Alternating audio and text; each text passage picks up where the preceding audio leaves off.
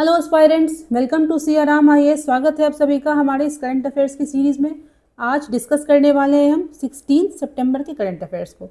Start करने से पहले एक रिक्वेस्ट है, आपको ऐसा लगता है अगर कि हमारी वीडियोस देखने से आपका समय बर्बाद नहीं हो रहा है, कुछ सीखने को मिल रहा है, इसको प्लीज़ शेयर करो and please support our channel by subscribing it. ठीक है, देखिए कुछ टॉपिक्स यहाँ पर देखेंगे हम। पहला कहता है इंटरिम ऑर्डर, सुप्रीम कोर्ट ने ऑर्डर निकाला है किसके रिगार्डिंग। कुछ पिटिशंस डाले गए थे कि वक्फ का जो अमेंडमेंट हुआ था ना, उससे कुछ ग्रुप्स कुछ पार्टीज़ खुश नहीं थी, उन्होंने चैलेंज किया था इसको। समझेंगे इन चीज़ों को। एक टर्म है इन्वोल्यूशन, व्हाट इज़ इन्वोल्यूशन, इसको समझेंगे हम। थर्ड कहता है सम बिहेवियरल फैक्ट्स अबाउट चीताज। तो आजकल देखोगे यूपीएससी के प्रीलिम्स में खासकर जो क्वेश्चन पूछता है, तो पूछता है जैसे कि चीता कोई भी एनिमल है, सपोज करो कोई भी एनिमल है, तो उसका जेस्टेशन पीरियड कितना होता है, कितने एज पे वो एडल्ट हो जाता है, ऐसे फैक्ट को देखेंगे हम। फिर कहता है एंटीसिपेटरी बेल। तो SC/ST जो एक्ट है हमारा, इसमें एक सर्टेन प्रोविजन है, एक स्पेशल प्रोविजन है with respect to anticipatory bail. हम समझेंगे इन चीज़ों को कि क्या ये आर्टिकल 14 एंड आर्टिकल 21 को वायलेट तो नहीं कर रहा है। ठीक है, नेक्स्ट कहता है why is India not buying American corn. जो मक्का है अमेरिका का, उसको इंडिया ज़्यादा अमाउंट में बाई क्यों नहीं कर रहा है, इसको समझेंगे। नेक्स्ट कहता है एक देखिए केस है ये, इसको समझिए, केस स्टडी रिगार्डिंग यूपी का विमेन इकोनॉमिक एम्पावरमेंट इंडेक्स। ये फर्स्ट टाइम भारत में ऐसा हुआ है, कोई राज्य ऐसा कोई इंडेक्स लेकर के आया है, समझेंगे इसको हम। एंड वन मोर थिंग, आपको जो PDF मिलेगी इस लेक्चर के एंड में, उसमें देखोगे आपके नोट्स नहीं दिए गए हैं, मतलब स्लाइड्स है पेपर के, बट हाथ से लिखे गए नोट्स नहीं है। कारण क्या है इसका, तो जिस तरह से इन टॉपिक्स को पेपर में दिया गया है, तो उसमें वो मतलब खुद ही कंप्लीट है, उनमें कुछ ऐड करने की ज़रूरत है नहीं। ठीक है, तो स्टार्ट करते हैं अब। चलिए, ये बहुत ही इंपॉर्टेंट टॉपिक रहने वाला है हमारे मेंस के लिए, कुछ पॉइंट से प्रीलिम्स के लिए भी। ठीक है, नाम क्या है इसका, तो SC's order on Waqf act. ठीक है, तो हम 2 पेपर के आर्टिकल को लेंगे। ये आर्टिकल हमारा किसका है, IE का है, इंडियन एक्सप्रेस का है। नेक्स्ट हम लेंगे सेम टॉपिक का आर्टिकल जो कि द हिंदू में आया था। तो दोनों में अलग अलग बातों पे फोकस करा गया है। जो इंडियन एक्सप्रेस का जो आर्टिकल है, उसमें फोकस किया गया है प्रोविजंस पे कि प्रोविजंस क्या हैं, सुप्रीम कोर्ट ने किन प्रोविजंस को अलाउ किया है, किसको मना कर दिया है। बट जो नेक्स्ट आर्टिकल देखेंगे हम हिंदू वाला, उसमें क्या किया गया है कि एक डिस्कशन करा गया है ना, समाज पे, सोसाइटी पे इसका प्रभाव कैसे पड़ता है। ठीक है, चलिए देखते हैं यहाँ पे हम लाइन बाय लाइन। क्या कहता है, Supreme Court on Monday past and interim order, उसने ऑर्डर पास करी। ठीक है, फाइनल जजमेंट नहीं है, इंटरिम ऑर्डर है, ध्यान रखना है। Staying certain provisions of Waqf amendment act. ठीक है, इसमें देखो हुआ क्या है, कुछ पार्टीज़ ने, कुछ बॉडीज़ ने चैलेंज करा था जो अमेंडमेंट लाया गया था वक्फ एक्ट में कि कुछ पॉइंट ऑफ व्यू से ये चीज़ें गलत हैं, हमारे जो माइनॉरिटीज़ हैं उनके राइट का हनन करती हैं। ठीक है, सुप्रीम कोर्ट ने बोला कि जब तक ये फाइनल हमारा जजमेंट नहीं आ जाता है, तब तक के लिए कुछ इंटरिम ऑर्डर निकाल रहे हैं हम, उसमें कुछ प्रोविजंस को हम रोक के रखेंगे, स्टे लगाएंगे, कुछ प्रोविजंस को हमने अलाउ किया है। ठीक है, अब देखो यहाँ पर व्हाट इज़ वक्फ, वक्फ होता क्या है। ठीक है, इसको थोड़ा सा एनलार्ज कर लेते हैं। ठीक है, हाँ, तो कहता है अकॉर्डिंग टू दिस आर्टिकल, वक्फ क्या है, एक परमानेंट एंडाउमेंट है of movable immovable property bye Muslim for a purpose, जिसको कि इस्लाम के आधार पे हम मानते हैं चैरिटी है। इसका मतलब क्या है, अगर हमारे पास कोई प्रॉपर्टी है, वो मतलब एसेट है, मूवेबल है, इमूवेबल है, उससे मतलब नहीं है, हम क्या कर रहे हैं, उसको ऐसी चीज़ों में दे रहे हैं, मतलब बिना किसी स्वार्थ का उसको हम दान कर रहे हैं, जो कि इस्लाम के लॉज के हिसाब से उसको हम कह सकते हैं कि ये दान है। मतलब हमारे अकॉर्डिंग नहीं, अकॉर्डिंग टू इस्लाम कुछ लॉज होंगे जिसमें कि बताया गया है, सर्टेन कुछ प्रिंसिपल्स होंगे कि अगर आप इस कॉज के लिए, इस कारण से आप प्रॉपर्टी को देते हो, वक्फ करते हो, तो उसको चैरिटी कहा जाएगा। ठीक है, यहाँ पे क्या कहता है, अगर किसी प्रॉपर्टी को हमने वक्फ कर दिया है ना, डोनेट कर दिया, दान कर दिया है, ठीक है, अकॉर्डिंग टू इस्लामिक लॉज, तो फिर क्या होगा, हम उस प्रॉपर्टी को बेच नहीं सकते हैं, वही कहता है गिफ्ट नहीं कर सकते हैं, इनहेरिट नहीं कर सकते हैं, मतलब उस पर किसी का अधिकार नहीं होता है। तो वो प्रॉपर्टी होती किसकी है, तो अकॉर्डिंग टू इस्लामिक लॉज ऐसा माना जाता है कि वो जो वक्फ प्रॉपर्टीज़ होती हैं, उसका जो अधिकार है, जो उसका सब कुछ पावर है, किसके हाथ में है, गॉड के हाथ में, वेस्टेड टू गॉड। तो धरती पर, अर्थ पे उसको कौन उसको देखता है, कोई तो चाहिए होगा इंसान। एक नाम है, एक पोस्ट है, मुतावाली, यहाँ देखिएगा, मुतवली। ठीक है, एक पोस्ट है, तो बेसिकली होता क्या है इसमें, एक आदमी होगा, इंसान होगा, जो क्या करेगा, देखेगा, सुपरवाइज करेगा कि जिस उद्देश्य से, जिस पर्पस से प्रॉपर्टी को वक्फ किया गया है, जैसे कि अगर हमको स्कूल खोलना है, अदर कुछ पर्पसेस हैं, तो उस चीज़ के लिए ही उसको यूज़ किया जाए, मतलब पर्सनल किसी का स्वार्थ वाला गेन यहाँ पे नहीं हो रहा है, ठीक है। फिर कहता है देखो अमेंडमेंट, तो अमेंडमेंट ने क्या क्या चेंजेस करे हैं, ओरिजिनली क्या था, अमेंडमेंट क्या किया गया, समझते हैं, ठीक है। देखो यहाँ पे दिख रहा है ना, हाँ, तो वक्फ का जो अमेंडमेंट एक्ट आया था, इंट्रोड्यूस्ड सम फार रीचिंग चेंजेस, मतलब क्या है, कुछ आमूल चूल परिवर्तन करने की कोशिश करी गई है, ठीक है। पहला कहता है, एक फ्रेज है वक्फ बाय यूज, ठीक है। देखो फर्स्ट कहता है doing away with Waqf by use. What is Waqf by use? तो वक्फ हमने देखा क्या होता है, आप समझो मोटा मोटा दान करना किसी सोशल कॉज के लिए, स्कूल खोलना है, अस्पताल खोलना है, मदरसा को चलाना, कुछ भी करना है, गरीबों को हेल्प करना है, अच्छे काम के लिए, इसको हमने दान कर दिया, ठीक है। तो एक फ्रेज यहाँ पे क्या दिया गया है, वक्फ बाय यूज, इसको इस अमेंडमेंट ने हटा दिया। क्या समझेंगे इससे हम, यहाँ देखते हैं, देखिए। तो इन प्रैक्टिस चीज़ें क्या थी, इन प्रैक्टिस क्या चीज़ें थी, कुछ प्रॉपर्टी, देखो वक्फ प्रॉपर्टी जो होती है ना, उसको हमको रजिस्टर करना पड़ता है कि ये प्रॉपर्टी हमने दान कर दी है, हमारा इस पर अधिकार नहीं है, ठीक है। यहाँ पे जो वक्फ बाय यूज़ है, इसका मतलब है कि वैसी प्रॉपर्टीज़ जो कि वक्फ के नाम पे रजिस्टर्ड तो नहीं है, बट उनका जो नेचर है, जिस पर्पज़ से वो यूज़ हो रही है, वो वक्फ के लॉ में आता है। मतलब क्या है कि उन प्रॉपर्टीज़ को एज अ वक्फ रजिस्टर नहीं करा गया है, लेकिन उनका जो नेचर है, जिस कारण से उनको यूज़ करते हैं, वो दान वाला है, सोशल कॉज वाला है, ठीक है। तो वैसी प्रॉपर्टीज़ को भी वक्फ के रूप में अकॉर्डिंग टू वक्फ ओरिजिनल एक्ट उसको माना जाता था। बट जो नया एक्ट आया है, जो नया एक्ट आया है, जिसमें कि ओरिजिनल एक्ट को अमेंड करा गया है, उसमें बोला गया है कि नहीं, वक्फ प्रॉपर्टी उसी को माना जाएगा जो एक्चुअली रजिस्टर्ड है। वो किस रूप से काम कर रहा है, क्या कर रहा है, वो बात की बात है, बट पहला जो कंडीशन होगा किसी प्रॉपर्टी को वक्फ प्रॉपर्टी बोलने का, वो क्या होगा, उसको रजिस्टर्ड होना पड़ेगा, ठीक है। हाँ देखो कहता है amendment mandated that from now on वक्फ could only be created through a written deed, है ना, लिखित रूप से आपको मिलेगा कि आपने प्रॉपर्टी को वक्फ कर दिया। आप लिखोगे कि हमारा इस पर अधिकार अब नहीं है, ठीक है। वही कहता है कि अनरिटन, सिर्फ बोलने से या फिर सोचने से नहीं हो जाएगा, ठीक है। नेक्स्ट कहता है new powers for district collector. इसमें एक देखो नया जो एक्ट आया था, उसमें एक एडिशन किया गया था, क्या चीज़ का, 3C, सेक्शन 3C को लाया गया था। इसमें कहा गया है कि जो डीएम होते हैं, जो डीएम कलेक्टर होते हैं, ठीक है, उनके बारे में कहा गया है। तो जो गवर्नमेंट है उसको पावर दी गई है, स्टेट गवर्नमेंट को, कि आप एक ऑफिसर को लाओ, अपॉइंट करो, जिसका रैंक की कलेक्टर से नीचे का नहीं होना चाहिए। उसका काम क्या होगा, वो देखेगा कि कहाँ पे जैसे कि रेवेन्यूज़ आ रहे हैं यहाँ से, वो इससे सही ढंग से यूज़ हो रहे हैं कि नहीं, कुछ घोटाला तो नहीं हो रहा है। लेकिन दिक्कत यहाँ पे क्या है, देखो दिक्कत यहाँ पे ये है, यहाँ पे देखो कहता है कि अगर वो डीएम कलेक्टर उस प्रॉपर्टी को इंक्वायर करता है, कोई वक्फ प्रॉपर्टी है, उसकी इंक्वायरी वो कर रहा है, जैसे कि कुछ इसमें दिक्कत नहीं है, कुछ घोटाला तो नहीं हो रहा है, ठीक है, तो जैसे ही इंक्वायरी स्टार्ट होगी, स्टार्ट होते ही उस वक्फ प्रॉपर्टी को गवर्नमेंट प्रॉपर्टी के रूप में ट्रीट किया जाएगा, ठीक है। समझ में आई बात? जैसे ही डीएम कलेक्टर जो भी है उस वक्फ प्रॉपर्टी पे इंक्वायरी स्टार्ट करेंगे, वैसे ही क्या हो जाएगा, उस प्रॉपर्टी को गवर्नमेंट प्रॉपर्टी के रूप में हम ट्रीट करना स्टार्ट कर देंगे, ठीक है। वही यहाँ पे कहता है moment such an inquiry began property would automatically cease to be treated as waqf, ठीक है। अब देखो फिर कहता है थर्ड क्या इसमें किया गया था, जो बेसिक जो मोटा मोटा चेंजेस है, inclusion of non Muslims in waqf. ये जो एक थर्ड देखो पॉइंट दिख रहा है ना, inclusion of non Muslims in Waqf boards, इसको अभी हम देखेंगे शॉर्ट फॉर्म में। नेक्स्ट जो आर्टिकल पढ़ेंगे इसी लेक्चर में हम, उसमें इसको डिस्कस अच्छे से करेंगे, ठीक है। क्या कहता है यहाँ पर नया रूल, क्या कहता है, कॉम्पोजिशन, सेंट्रल केंद्र स्तर पे क्या होता है, वक्फ काउंसिल, ठीक है। स्टेट के लेवल पे क्या होता है, वक्फ बोर्ड्स। उन सभी में क्या प्रावधान करा गया था कि जो नॉन मुस्लिम्स हैं उनकी एंट्री वैसे बोर्ड्स में, वैसी काउंसिल में नॉन मुस्लिम्स की एंट्री को अलाउ कर दिया गया था। इससे चांसेस क्या बनते हैं, तो वैसे बोर्ड में नॉन मुस्लिम मेजॉरिटी के चांसेस बनते हैं, ठीक है। नेक्स्ट कहता है 5 ईयर रूल। इसको भी देखो यहाँ पे शॉर्ट में देखेंगे हम, नेक्स्ट आर्टिकल में इसको अच्छे से डिस्कस करेंगे क्या चेंजेस किए इसने।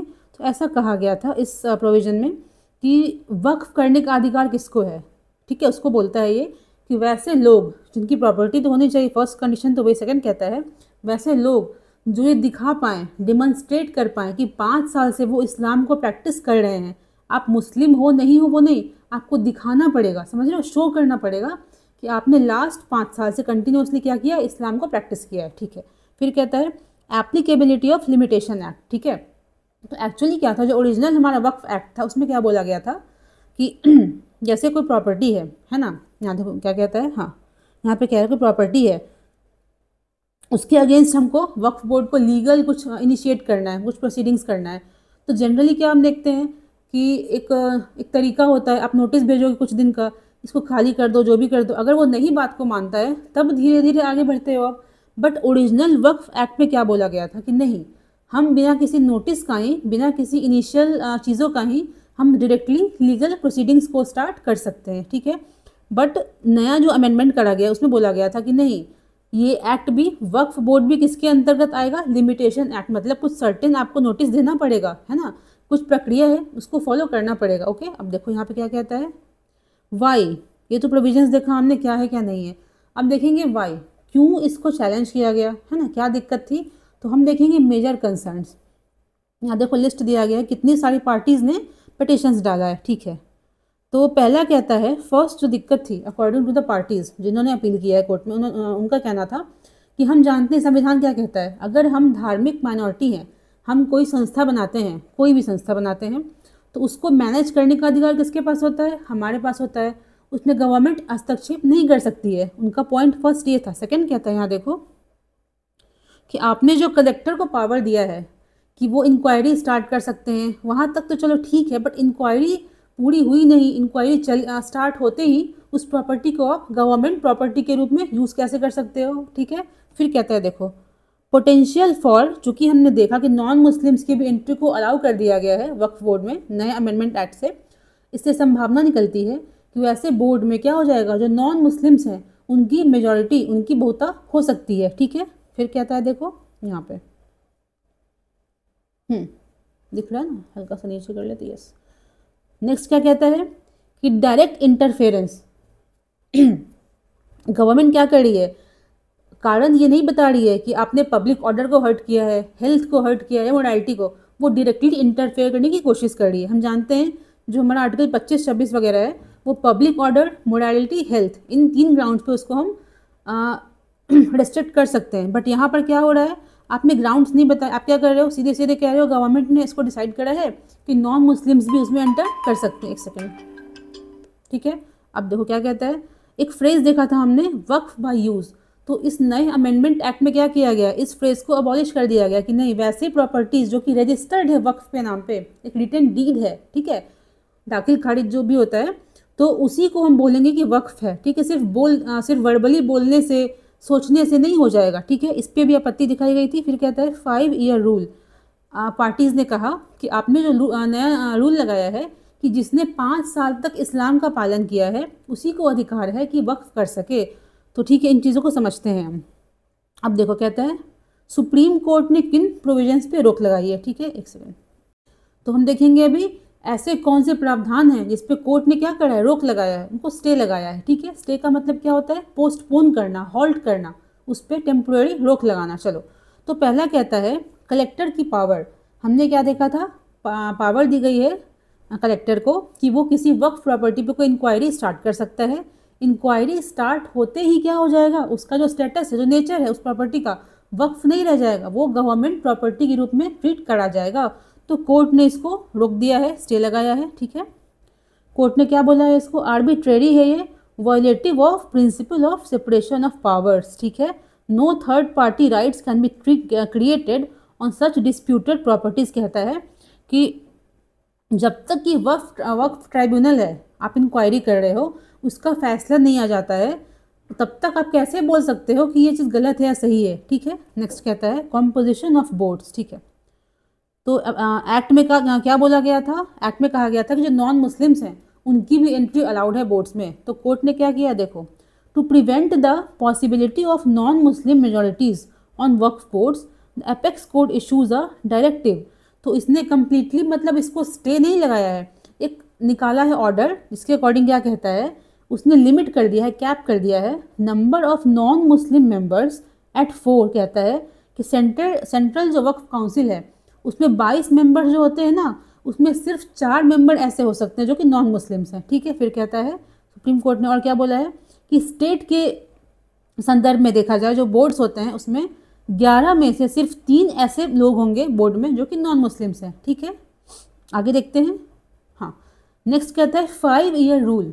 हमने देखा था अभी, थोड़ा कंट्रोवर्शियल था ये कि आप कैसे देख सकते हो कोई कि किसने इस्लाम को मतलब प्रैक्टिस नहीं करना, दिखाना है इसमें कि हमने 5 साल तक इस्लाम को प्रैक्टिस करा है।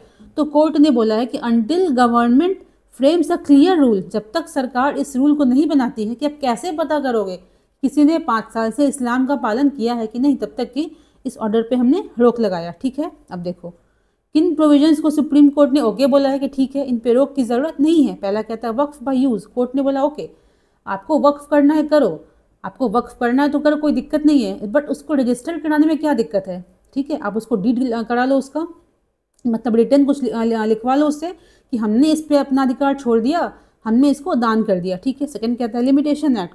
कोर्ट ने बोला ये भी सही है, आप वक्फ बोर्ड हो, आपको किसी प्रॉपर्टी को इंक्वायर करना है कि ये गलत है सही है, तो आप लिमिटेशन एक्ट के अंतर्गत ही करोगे, आप नोटिस दोगे उसको, सर्टेन जो प्रक्रिया है उसको फॉलो करोगे, ये चीज़ ओके है, ठीक है। आगे देखते हैं। हाँ, तो अब देखेंगे हमने ऊपर देखा अभी सिर्फ प्रोविजंस को, जो नया वाला एक्ट आया है उसमें क्या क्या चेंजेस करेंगे, किन चेंजेस पे आपत्ति दिखाई गई, किसको सुप्रीम कोर्ट ने ओके कर दिया है, किसको उसने रोक दिया है, हमने बस इसको देखा है, बस जाना है इसके बारे में। इस आर्टिकल में देखेंगे हम कि क्या मतलब सोसाइटी पे इसका असर क्या पड़ेगा, इसको डिस्कस करेंगे, हम इसके डेप्थ में जाएंगे, ठीक है। चलिए स्टार्ट करते हैं। इस आर्टिकल को हम डिस्कस करेंगे लाइन बाय लाइन, बहुत इंपॉर्टेंट है ये, ठीक है। देखिए फर्स्ट कहता है यहाँ पे क्या है, यहाँ पे ध्यान दीजिएगा कि कुरान में कहीं भी वक्फ शब्द को लिटरली शाब्दिक रूप से वक्फ मेंशन नहीं करा गया है, लेकिन कहता है कुछ लाइंस दिए गए हैं, कुछ वर्सेस, कुछ फ्रेजेस दिए गए हैं जिससे कि पता चलता है कि इस्लाम के आधार पर वक्फ की परिभाषा क्या है, मतलब किस दान को हम, किस टाइप के कर्म को वक्फ में हम काउंट करेंगे, ठीक है। नेक्स्ट कहता है जो हमारा जो एक्ट है, जो वक्फ अमेंडमेंट एक्ट है हमारा, वो क्या करता है, इस चीज़ को कंट्रोल करने की, रेगुलेट करने की कोशिश करता है, ठीक है। आगे देखते हैं। कोर्ट ने क्या किया, देखो इस मुद्दे पर एक इंटरिम ऑर्डर पास किया है। तो यहाँ पे कहते हैं लेखक कि ये 128 पेजेस का ऑर्डर है। उनका कहना है कि जनरली क्या होता है, जो अंतरिम ऑर्डर्स होते हैं वो छोटे होते हैं, इतने बड़े नहीं होते हैं, बट चूंकि धर्म से जुड़ा मामला है, काफ़ी डेलिकेट मामला है, तो कोर्ट ने हर एक चीज़ पे फोकस किया, डिस्कस किया है और 128 पेजेस का ऑर्डर निकाला है, ठीक है। यहाँ आते हैं हम, देखो यहाँ पे 2 बातें डिस्कस करेंगे हम, बहुत इंपॉर्टेंट है, ध्यान देना, ठीक है। फर्स्ट यहाँ पे कहता है कि देखो कोई लॉ है, ठीक है। तो कोई लॉ पास कब होता है, अगर केंद्र की बात करें तो पार्लियामेंट ने पास करा, ठीक है, तो लॉ बन गया वो। तो लॉ अगर कोई कोर्ट के पास आता है जजमेंट के लिए, तो उसको ऐसा माना जाता है कि ये लॉ समाज के लिए अच्छा कुछ करना चाहता है। इसका मतलब क्या है, चूंकि उस लॉ को पास करने वाले वही लोग हैं जिनको कि जनता ने चुन के भेजा है, ओके, इसलिए एक अजम्पशन किया जाता है तब तक के जब तक सुप्रीम कोर्ट उसको कैंसिल ना कर दे। इसका मतलब क्या है कि जब तक कि सुप्रीम कोर्ट किसी लॉ को स्ट्रक डाउन नहीं करता है, तब तक ऐसा माना जाता है कि वो लॉ सोसाइटी के लिए यूज़फुल है, अच्छे भावना से बनाया गया है। सेकंड कहता है, हम जानते हैं कि एक्चुअली लॉ होता क्या है, तो पार्लियामेंट है, कोई लॉ बना दिया उसने, बट एक्चुअल पावर किसके पास होता है, हम जानते हैं। अगर लगेगा कोर्ट को कि किसी लॉ से किसी फंडामेंटल राइट का हनन हो रहा है, तो उसको पावर दिया गया है संविधान के द्वारा कि उस पर वो रिव्यू कर सकती है, उसको स्ट्रक डाउन कर सकती है। तो 2 बातें क्या देखनी है यहाँ पर। फर्स्ट कहता है कि कोई लॉ अल्टीमेटली लॉ के रूप में कब आएगा, जब सुप्रीम कोर्ट उसको इंटरप्रेट करेगा जिस रूप में, ठीक है। सेकंड कहता है कि जब तक कि उसको कोर्ट के द्वारा इनवैलिड डिक्लेयर ना कर दिया जाए, तब तक ऐसा माना जाता है कि वो लॉ समाज के हित में लाया गया है, ठीक है। आगे देखते हैं। यहाँ पे कहता है, देखो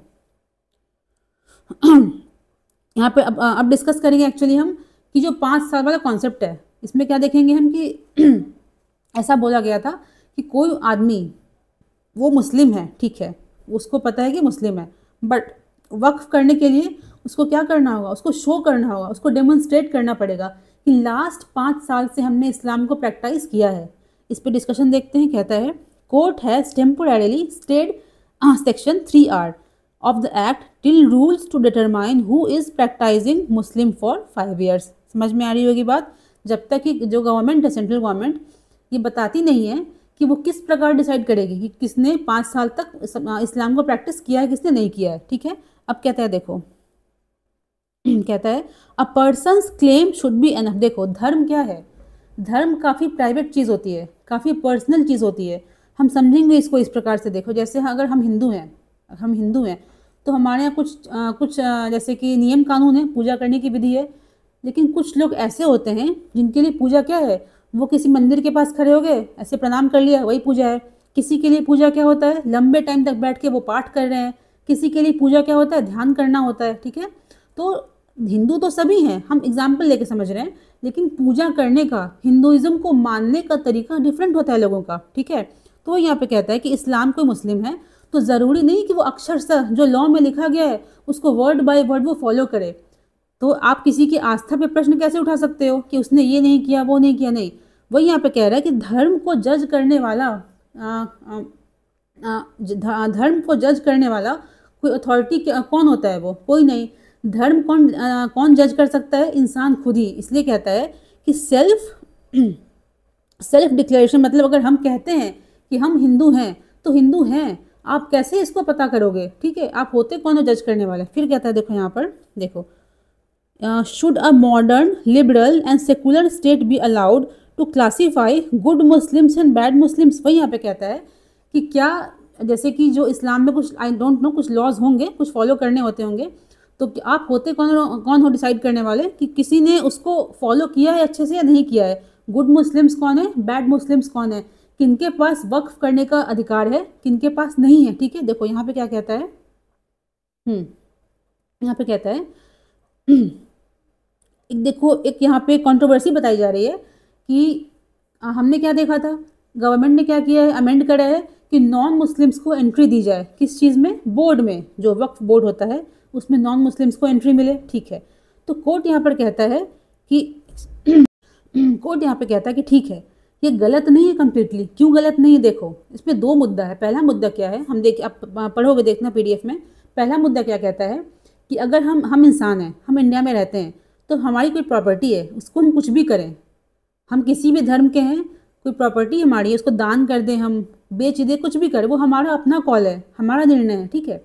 सेकंड कहता है कि वक्फ, अगर कोई प्रॉपर्टी होती है, उससे कुछ इनकम आता है, उसको किस में यूज़ करते हैं, हमने देखा था अस्पताल बनाने में, स्कूल खोलने में, डिफरेंट अच्छे कामों में।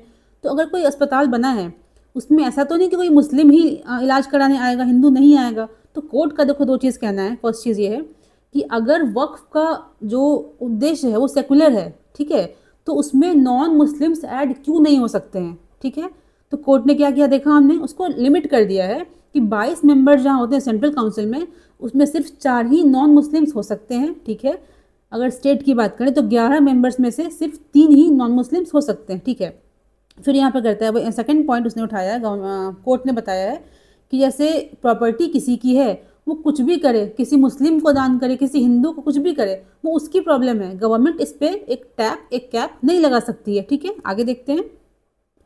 Bye denying a non Muslim owner of property the right to create a waqf, the act infringes ownership rights. कहता है कि चूंकि इनिशियली क्या देखा हमने कि 5 साल तक आपको इस्लाम आपको मानना है, आपको एक्चुअली शो करना है कि हमने 5 साल तक इस्लाम की प्रैक्टिस करी है, तब भी आप वक्फ कर सकते हो। तो कोर्ट का कहना है यहाँ पे कि ये चीज़ें क्या हैं, किसी पर्सनल, किसी इंडिविजुअल के जो प्रॉपर्टी राइट्स हैं उसको हनन करते हैं, ठीक है। आप होते कौन बताने वाले, ओके। सेकंड कहता है देखो कहता है एक देखो छोटा सा एक फैक्ट दिया गया है कि waqf is different from trust और वक्फ में अंतर होता है। कैसे, तो waqf founder can not take any benefits for himself और हरसेल्फ। हमने क्या देखा था, हमने दान कर दिया, वक्फ कर दिया कोई प्रॉपर्टी को, उसका कहते हैं कि वो गॉड के नाम पे है, गॉड के अधिकार में है, ठीक है। तो जो उसको संभाल रहा है, उसको देख रेख कर रहा है, तो पर्सनल कुछ बेनिफिट उससे उसको नहीं मिलता है, ठीक है। फिर कहता है unlike trust waqf is a perpetual irrevocable inalienable. कहता है कि आपने वक्फ कर दिया किसी प्रॉपर्टी को तो उसको आप चेंज नहीं कर सकते, आप उसको दोबारा से बेच नहीं सकते हो, ठीक है। फिर कहता है देखो कहता है if an owner does not want to create a trust can the law force him. यहाँ पे कह रहा है कि अगर कोई आदमी किसी ट्रस्ट को क्रिएट नहीं करना चाहता है तो कोई लॉ उसको फोर्स कर सकता है क्या? नहीं कर सकता है। ओके, फिर कहता है सिंस अ वक्फ can be set up for secular and social purposes like construction of roads, hospital, school, how can non Muslim be prohibited from this philanthropy. हमने देखो डिस्कस इसको कर रखा है ऑलरेडी कि अगर उसका उद्देश्य सेकुलर है, रोड बन रहा है, स्कूल्स बन रहे हैं, तो ऐसा तो नहीं कि मुस्लिम्स उस रोड पर सॉरी हिंदूज नहीं चलेंगे, अदर धर्म के लोग नहीं चलेंगे, ऐसा नहीं है। तो जब उसका उद्देश्य सेकुलर है तो उसमें नॉन मुस्लिम्स को ऐड क्यों नहीं करेंगे? ठीक है, आगे देखते हैं। यहाँ पे देखो एक दो केस दिया गया है, मोती शाह वर्सेस अब्दुल गफ्फार। मोती शाह वर्सेस अब्दुल गफ्फार केस, इसमें नागपुर हाई कोर्ट ने क्या किया था, 56 की बात है, right of non Muslims to create waqf को अपहेल्ड किया था, उसको ओके बताया था। ठीक है, आगे देखते हैं यहाँ पर क्या कह रहा है। देखो अब खत्म ही टॉपिक है ये, इसको ध्यान देना है यहाँ पे, प्रीलिम्स के लिए बहुत इंपॉर्टेंट फैक्ट है। क्या कह रहा है, एक सेकंड यहाँ पे देखो। हाँ, वक्फ बोर्ड्स क्या है, स्टैट्यूटरी अथॉरिटी, मतलब इसको कानून के अकॉर्डिंग बनाया गया है। ठीक है, अंडर आर्टिकल 12। आर्टिकल 12 आप जानते हो क्या होता है, फंडामेंटल राइट का पार्ट है। ठीक है, स्टेट गवर्नमेंट दैट नोटिफाइज वक्फ properties in gazettes after survey by public servants recommendations by वक्फ बोर्ड्स। कहता है कि वक्फ क्या होता है, हमने कर दिया, उतना ही तक सीमित नहीं है, हमने वक्फ किया। ठीक है, सरकार क्या करती है, उसको देखेगी, चेक करेगी इसका असली उद्देश्य क्या है, फिर क्या करती है वो जो उसका गैजेट होता है उसमें निकाल पब्लिश करती है वो कि फलाना प्रॉपर्टी वक्फ हो चुकी है। ठीक है, यहाँ पे क्या कहते हैं देखो, आर्टिकल 26। तो इसको देखो डिस्कस हमने ऑलरेडी कर रखा है कि जो पार्टीज थी उनका कहना था कि अगर हम माइनॉरिटी हैं, हम कोई संस्था को इस्टेब्लिश करते हैं, तो उसको मॉनिटर करना, उसमें कौन लोग आएंगे कौन नहीं आएंगे वो कौन देखता है, तो वो जो ग्रुप है जिसने उसको इस्टेब्लिश किया है वो देखेगी। तो देखो कंट्रोवर्सी कहाँ पर है, कोर्ट क्या कह रहा है, कोर्ट कहता है कि आपका जो उद्देश्य वक्फ करने का है वो सेकुलर अगर है तो उसमें नॉन मुस्लिम्स की एंट्री उस बोर्ड में अलाउ क्यों ना करी जाए। जो मुस्लिम ग्रुप है उनका कहना है कि हम माइनॉरिटी हैं, हम संस्था को बना रहे हैं, तो हम मुस्लिम्स को नॉन मुस्लिम्स को इंक्लूड करें या ना करें हमारा कॉल है, इस पर गवर्नमेंट हम पे थोप नहीं सकती है। ठीक है, नेक्स्ट देखते हैं। अच्छा हाँ देखो, टॉपिक को ख़त्म करने से पहले एक चीज़ देखो मिस हो गई थी, यहाँ कुछ केसेस के नाम दिए गए हैं, जैसे पेरा वेंकट सुब्रयांडू केस, अरूर सिंह केस, ये बिफोर इंडिपेंडेंस के कुछ केसेस हैं। इसमें भी जो कोर्ट्स थे, एक में मद्रास कोर्ट, एक में लाहौर कोर्ट, उसने अपहेल्ड किया था कि जो नॉन मुस्लिम्स हैं उनको भी अधिकार मिलता है इस चीज़ का, वो वक्फ कर सकते हैं। तो हमने क्या देखा इस आर्टिकल में, व्हाट इज़ वक्फ, वक्फ होता क्या है, नए चेंजेस इसमें क्या करे गए हैं, कोर्ट ने क्यों किन कुछ प्रोविजंस को स्टॉप किया है, कुछ को रहने दिया है। ठीक है, तो ये कोई फाइनल जजमेंट नहीं है कोर्ट का, सर्टेन टाइम के लिए टेम्पोररीली क्या करा गया है, एक ऑर्डर निकाला है कोर्ट ने जिसमें कि मतलब तब तक के लिए आप शांत रहो। ठीक है, तो इस पर जब तक कि फाइनल कोई जजमेंट नहीं आ जाती है तो कुछ कहना मुश्किल है। तो इस पर हम अपना कुछ, जैसे कि एग्जाम में मान लो पूछता है, ठीक है, तब तक सपोज करो कोई जजमेंट नहीं आ गया फाइनल, तो हम क्या करेंगे, हम इन पॉइंट्स को रखेंगे और अल्टीमेटली अपना एक कह सकते हैं बैलेंस्ड सा अप्रोच दिखाएंगे। ठीक है, बायसनेस नहीं दिखाएंगे। आगे देखते हैं। देखिए एक टॉपिक, एक टर्म दिया गया है इन्वोल्यूशन, इसका बस मतलब समझना है हमको क्योंकि पूछ सकता है प्रीलिम्स में। तो व्हाट इज इन्वोल्यूशन, इसका मतलब क्या है, देखो एक प्रक्रिया है, एक प्रोसीजर है। इसमें क्या होता है कि जैसे जो राइवल्स होते हैं, मतलब एक कंपनी है, कंपनी बी है, कंपनी सी है, 3-4 कंपनीज हैं, वो सेम चीज़ बना रही हैं। ठीक है, एग्जाम्पल समझते हैं। तो उनका उद्देश्य क्या होगा, प्रॉफिट लेना। ठीक है, प्रॉफिट तो उद्देश्य है। सेकंड चीज़ क्या होता है कि हम जितना माल बना रहे हैं वो बिक जाए, मेरा स्टॉक ना रह जाए। ठीक है, तो उसमें होता क्या, उस चक्कर में वो क्या करते हैं कि धीरे धीरे प्राइस वॉर स्टार्ट हो जाती है, मतलब अपने प्राइस को इतना वो धीरे धीरे कम करने लगते हैं कम्पीट करने के लिए, मार्केट में आगे बढ़ने के लिए, कि लॉस इनकर करना स्टार्ट कर जाते हैं। मतलब वो प्राइस को कम करते करते करते इतना कम कर लेते हैं कि कॉस्ट तक कवर नहीं हो पा रहा है। उस केस में क्या होगा, आप चाह रहे थे क्या कंपटीशन में आगे बढ़ना, आप एक्चुअली लॉस को झेल रहे हो। इसको बोलते हैं इन्वोल्यूशन, सिंपल टर्म्स में इसका मतलब यही है। आगे देखते हैं। नेक्स्ट टॉपिक क्या है हमारा, एमपी में देखो क्या है, गांधी सागर सेंचुरी है, वहाँ पे क्या कर रहे हैं, फीमेल चीताज को लाने की बात चल रही है। किस चीज़ के लिए, तो रिप्रोडक्शन के लिए।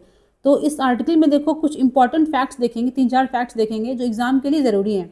यहाँ पे देखो पहला कहता है यहाँ पे कि फीमेल चीताज जो होती हैं वो रिप्रोड्यूस करना कब स्टार्ट कर देती हैं, तो जस्ट आफ्टर हिटिंग पुबर्टी, जब उनका मेंस्ट्रुएशन स्टार्ट हो जाता है 25 से 30 मंथ्स के भीतर भीतर। ठीक है, उसके बाद कहता है 29 मंथ्स के एज में वो फर्स्ट टाइम मतलब बेबी को जन्म दे देती हैं, ठीक है। बट अगर मेल चीताज की बात करें तो मेल चीताज क्या है, जब तक वो पूर्ण रूप से एडल्ट वयस्क नहीं हो जाते हैं, जो कि 4 से 8 साल की उम्र है, तब तक वो रिप्रोड्यूस करना स्टार्ट नहीं करते हैं, ठीक है। आगे देखते हैं, बस एग्जाम के फैक्ट्स को देखेंगे। देखो हाँ, जेस्टेशन जो गर्भ धारण की जो समय होता है, ठीक है, वो 3 मंथ्स का रहता है, ठीक है। और एक साथ जो चीता होती हैं 6 कब्स को जन्म दे सकती हैं। दूसरा फैक्ट फिर कहता है, देखो वो कहाँ पर जन्म देना पसंद करती है बच्चों को, तो जहाँ पे टॉल ग्रासेस हैं, जहाँ पे घास लंबे होते नहीं तो रॉक कैविटीज़, ताकि बच्चे उनके सेफ रह सकें, कोई खतरा ना रहे, ठीक है। एक देखो फैक्ट और है, कहता है कि जितने भी चीताज को हमने बाहर से मंगाया है, अफ्रीका से मंगाया है, वो सभी रेडियो कॉलर्ड हैं, ठीक है, उनको ट्रैक करना आसान हो जाता है, ओके। हाँ, इसको स्टार मार्क करो। कहता है कि जन्म देने के बाद जब बच्चों को जन्म दे देती है फीमेल चीताज, उसके जस्ट बाद कहता है उनके चलने का पैटर्न बदल जाता है, वो स्टार लाइक पैटर्न में चलती हैं, ठीक है। तो इससे जो ट्रैकर्स होते हैं उनको पता चल जाता है कि ये बर्थ दे चुकी हैं, ठीक है। अब देखो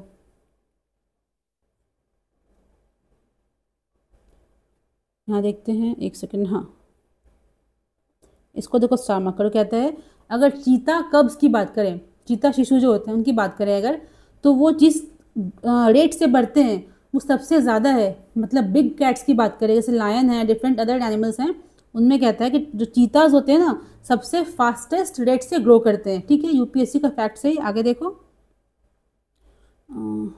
हाँ यहाँ पे देखो एक और फैक्ट कहता है कि जिस एरिया में चीताज रहते हैं, यहाँ देखो जिस एरिया में चीताज रहते हैं उस एरिया में लेपर्ड्स को रखना सही नहीं है। क्यों सही नहीं है?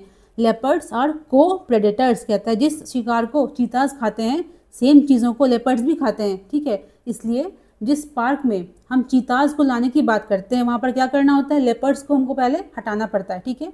तो कुछ फैक्ट्स देखा हमने, आगे बढ़ते हैं अब, ठीक है। नेक्स्ट टॉपिक क्या कहता है, Supreme Court on anticipatory bail in caste crime, ठीक है। तो कास्ट क्राइम का मतलब क्या है, जाति को ध्यान में रख के कोई क्राइम किया गया है, अगर जाति को मेन फैक्टर बना करके, किस संदर्भ में है ये, SC/ST एक्ट, ठीक है। देखते हैं यहाँ देखो, इसमें देखो इसका कंटेक्स्ट न्यूज़ क्या है, यहाँ पे देखो क्या हुआ था, एक केस आया था बॉम्बे हाई कोर्ट के पास, उसने क्या किया, SC/ST जो एक्ट है उसमें कुछ केस आया उसके पास, उसने क्या किया, जो उसका जो मतलब जो कन्विक्टेड था ना उसको उसने बेल दे दी, ठीक है, बेल दे दी, एंटीसिपेटरी बेल दे दिया। बट यहाँ पे जो सुप्रीम कोर्ट ने है उसको क्वॉश कर दिया, बोला कि नहीं, SC/ST एक्ट में आपने कैसे एंटीसिपेटरी बेल को दे दिया। क्वेश्चन किया उससे, देखो क्या कहता है, किरण वर्सेस राजकुमार जीवराज जैन, ये केस का नाम है, केस था बॉम्बे कोर्ट के पास आया था, तो उसने बेल ग्राउंड कर दिया, एंटीसिपेटरी बेल दे दिया अक्यूज को, ठीक है। बट सुप्रीम कोर्ट ने क्या किया, देखो सुप्रीम कोर्ट ने बोला कि section 18 of schedule caste schedule tribes prevention of atrocities act 1989, पूरा नाम क्या है, schedule caste and schedule tribes prevention of atrocities act 1989, इसका पूरा नाम है। इसके सेक्शन 18 में क्या कहता है, स्पेसिफिक बार, एक टैब लगाता है, एक कैप लगाता है, क्या है, अगेंस्ट एंटीसिपेटरी बेल, कहता है कि एंटीसिपेटरी बेल क्या होती है ना, कि अरेस्ट से पहले आप बेल को ले लेते हो, आपको लगता है आपको अरेस्ट होने वाले हो, उससे पहले आपने बेल को ले लिया, ठीक है। तो उस एंटीसिपेटरी बेल के प्रावधान को ये मना करता है कि नहीं, अगर कोई केस SC/ST एक्ट के तहत आया है उसमें एंटीसिपेटरी बेल नहीं मिलेगी। तो सुप्रीम कोर्ट ने बोला बॉम्बे हाई कोर्ट को, आपने कैसे इनको दे दिया। अब देखो यहाँ पर क्या कहता है, देखो इसको एकदम ध्यान से देखो, बारीकी से कहता है, सेक्शन 18 देखा हमने, SC/ST एक्ट है, ओके, एक्सक्लूड्स, हटाता है, application of section 438 of CRPC, जिसको कि अभी कहते हैं हम 482 ऑफ BNSS, जो नया एक्ट आया था उसके according, which allows anticipatory bail to protect victims from intimidation to ensure effective prosecution. कहता है कि अगर आप किसी को एंटीसिपेटरी बेल दे रहे हो, वो अक्यूज है कि उसने क्राइम किया है जाति के आधार पर SC/ST एक्ट में, आप उसको पहले छोड़ दोगे, हो सकता है उसको धमकी दे, मतलब परेशान करना स्टार्ट करे, ठीक है।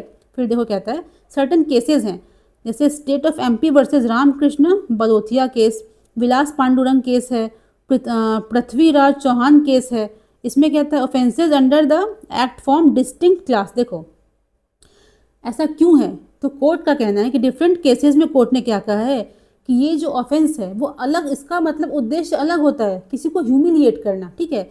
बेस्ड किस पे रहता है, अनटचेबिलिटी, जो अछूत जिसको कहते हैं सो कॉल्ड अनटचेबिलिटी हो गया। कास्ट डिस्क्रिमिनेशन, तो क्राइम तो यहाँ हो रहा है, क्राइम है, बट क्राइम का जो उद्देश्य क्या है अलग है, किस प्रकार से, तो यहाँ पे आधार क्या रहता है, अनटचेबिलिटी एंड कास्ट डिस्क्रिमिनेशन, जाति रूपक भेदभाव, ठीक है। तो बार इज कॉन्स्टिट्यूशनली वैलिड, कहता है कि ये जो बार लगाया गया है कि एंटीसिपेटरी बेल SC ST वाले केस में नहीं दी जाएगी, वो आर्टिकल 14 को, आर्टिकल 21 को वायलेट नहीं करता है। 14 क्या बात करता है, इक्वलिटी की, 21 क्या बात करता है, लाइफ एंड लिबर्टी की, ठीक है। दोनों आर्टिकल्स को वायलेट नहीं करता है, क्यों, क्योंकि यहाँ पर क्राइम का उद्देश्य क्या है, अनटचेबिलिटी एंड कास्ट डिस्क्रिमिनेशन। देखो एक देखो बहुत ही इंपॉर्टेंट देखो फैक्ट है, बहुत इंपॉर्टेंट फैक्ट है। देखो यहाँ पे पब्लिक नेचर है ना, पब्लिक नेचर, यहाँ देखो इसको डिस्कस करते हैं यहाँ पर हम। देखो एकदम गौर से ध्यान देना इस चीज़ पे, दिख रहा है ना, हाँ कहता है कोर्ट ने क्या बोला, एक्चुअली कोर्ट कह रहा है असॉल्ट्स, आपने किसी को प्रताड़ना करी, कुछ गलत किया आपने किसी के साथ, घर के बाहर जिसने कंप्लेन किया है उसके घर के बाहर आप सबके सामने कर रहे हो, तो कहता है विजिबल टू अदर्स है, दुनिया उसको देख रही है, उसको ह्यूमिलिएट कर रही है, ठीक है, वो एक रिक्वायरमेंट है। अगर सेक्शन 3(1)R की बात करें तो पब्लिक रूप उसका होना ज़रूरी है, ठीक है। कास्ट क्राइम के लिए देखो घर में आप क्या किए नहीं पता, बट आप अपने दरवाजे पे कर रहे हो, किसी के घर के सामने कर रहे हो, दुनिया देख रही है, तो उसको बोलते हैं ह्यूमिलिएट करना, है ना, उसको डिस्क्रिमिनेट करना, एक रिक्वायरमेंट है सेक्शन 3(1)R के लिए। फिर कहता है देखो वोटिंग चॉइस, कि हमको किसको वोट करना है, हमने किसको वोट करा या किसको वोट करना चाहते हैं, आप उस पर ज़बरदस्ती कर रहे हो, ठीक है।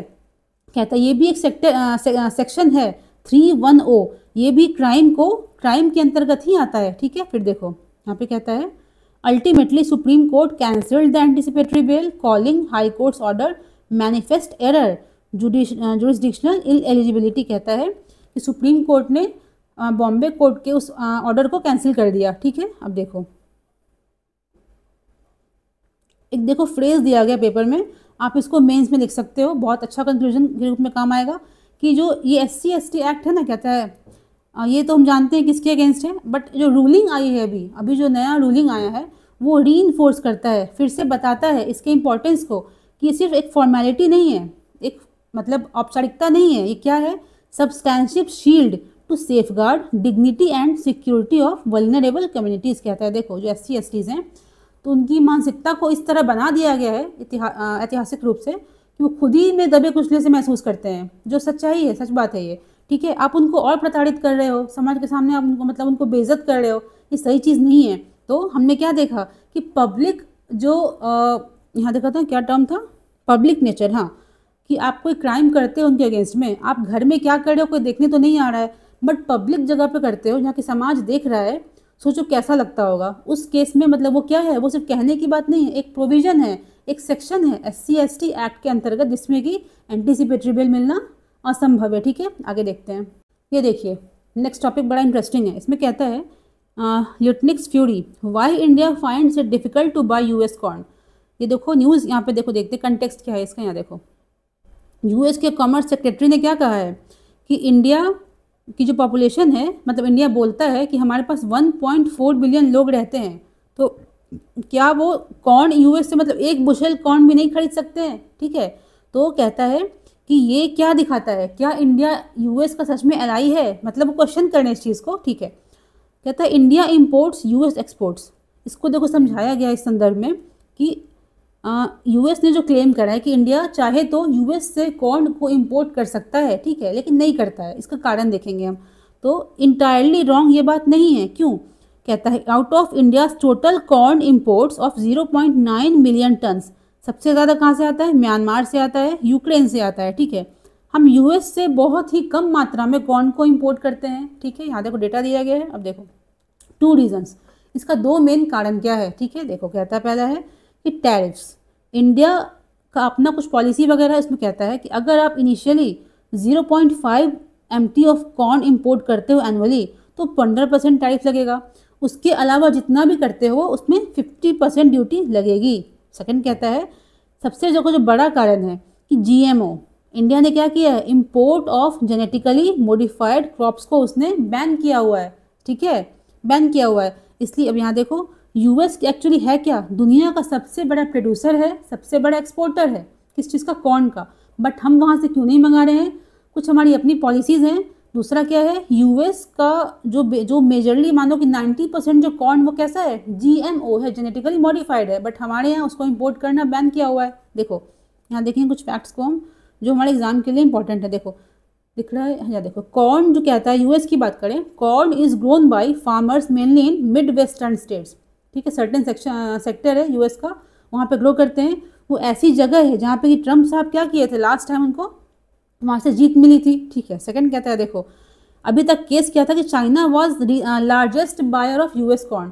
जब से कि ट्रेड वॉर या टैरिफ वॉर स्टार्ट हुआ है उससे पहले तक सिचुएशन क्या थी, चाइना क्या था, largest buyer of US corn था।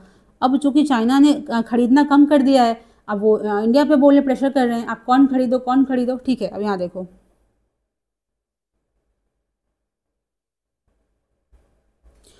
एक देखो फैक्ट कहता है यहाँ पे कि फॉर यूएस के लिए क्या है, इंडिया इज ह्यूज पोटेंशियल, एक पोटेंशियल दिखता है उसको यहाँ पे। क्यों, क्योंकि हमारे यहाँ देखोगे आप कि जो कंजम्पशन है हमारा पैटर्न बदल रहा है, हम प्रोटीन बेस्ड डाइट को प्रेफर कर रहे हैं, जैसे कि एनिमल प्रोडक्ट्स हो गया, मिल्क हो गया, फिश हो गया, मीट हो गया, ठीक है, धीरे धीरे चेंज कर रहे हैं हम। तो ऐसा लगता है, ऐसा माना जाता है कि इन जानवरों को मतलब इनके पालन पोषण में उनको क्या चाहिए, फीड स्टॉक चाहिए, इसमें कॉर्न एक इम्पॉर्टेंट रोल निभाता है। तो यूएस को पता है कि इंडिया कॉर्न तो और ज़्यादा इंपोर्ट करेगा ही, यूएस चाहता है कि उसमें हमारा बड़ा हिस्सा मिले हमको, ठीक है। अब देखो यहाँ पे कहता है, यहाँ देखो हाँ, US would obviously want to grab big piece of this pie, समझ में आ रही होगी बात, उसको चाहिए इसमें हिस्सा।